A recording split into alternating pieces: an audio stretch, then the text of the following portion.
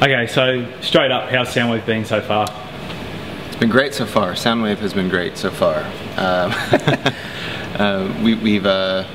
You know, it's been, gosh, I don't know. It's so many cool bands. It's so fun because there's so many different things going on. There's so many metal bands, which is awesome to, well, for me. Yeah, I don't know.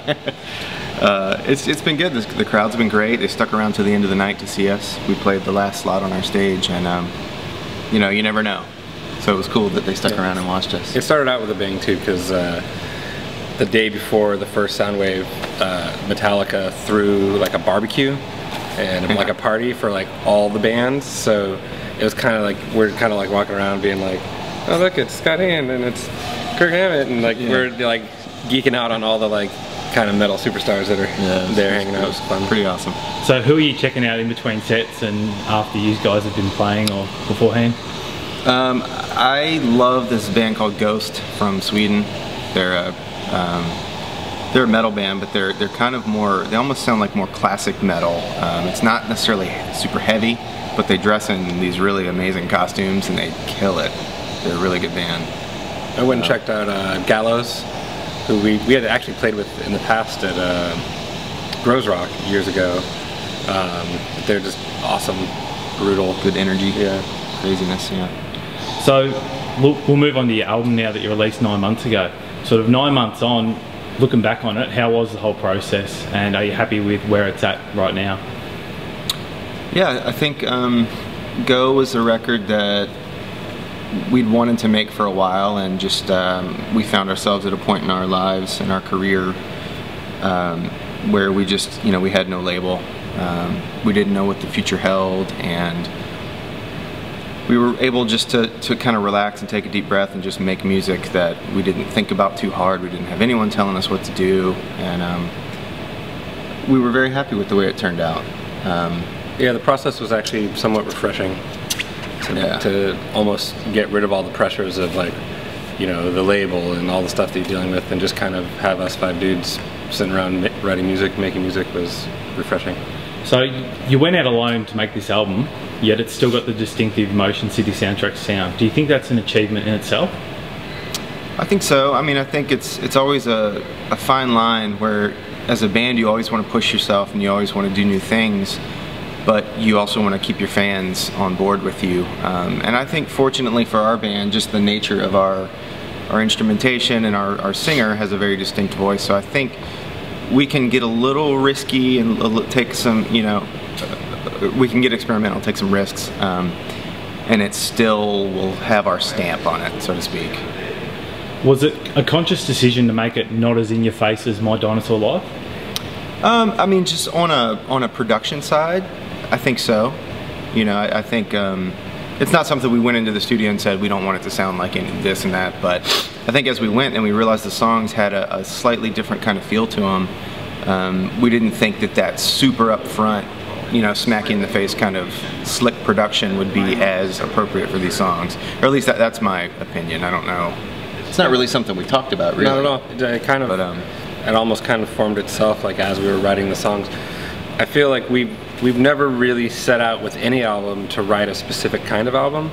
We write a lot of songs, and then we kind of, from that, you get a feel of like what we're writing at the time and go from there. And I think it kind of just, it creates its own path.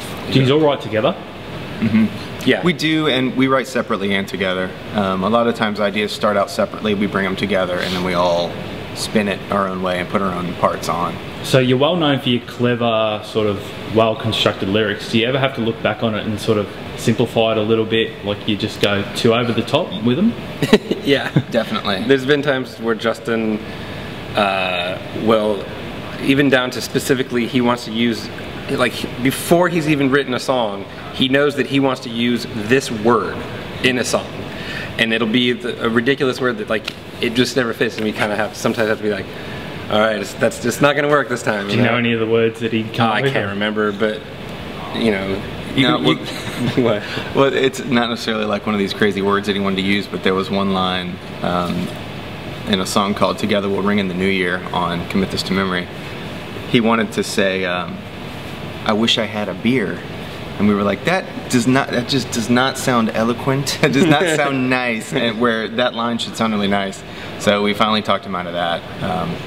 But on timelines, he had to do, I believe, 4 drafts of lyrics, because he came in the first time and it was good, but it was really, for lack of a better word, kind of gross, his lyrics. So it was very personal and very kind of raw. And we were like, maybe, you know, keep the same kind of feel, but make it a little bit less specific in certain areas. So it still ended up being a very specific verse with a very universal chorus, so it worked out. So you guys have been around over 10 years now. What are you doing differently now to remain viable as a band compared to, say, what you were doing 10 years ago?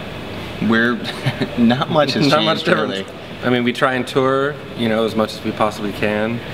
We try and stay creative and write and you know, continually put out albums. I mean, try and remain like active with our fans. Like, I don't think a lot has really changed. You know, we try and go out after shows and hang out with people that came to the shows, and yeah. Were you happy with the critical response to Go? Yeah, I felt like a lot of it was fairly positive, and you know, the changes that we maybe made in sound-wise, I think was well received. And then I suppose going on to your album prior to Go, My Dinosaur Life, do you think that got the accolades it deserved? I think that one was, at least in the States, I'm not sure the rest of the world. I mean, it felt like pretty much everything that I was reading was pretty positive, and it was, you know. I only read the good reviews anyways. Yeah, so they were all good.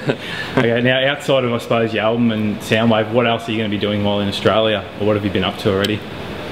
We haven't had a day off yet, so we've done a lot of flying back and forth so far. Today's our first day off, and it's torrential downpour.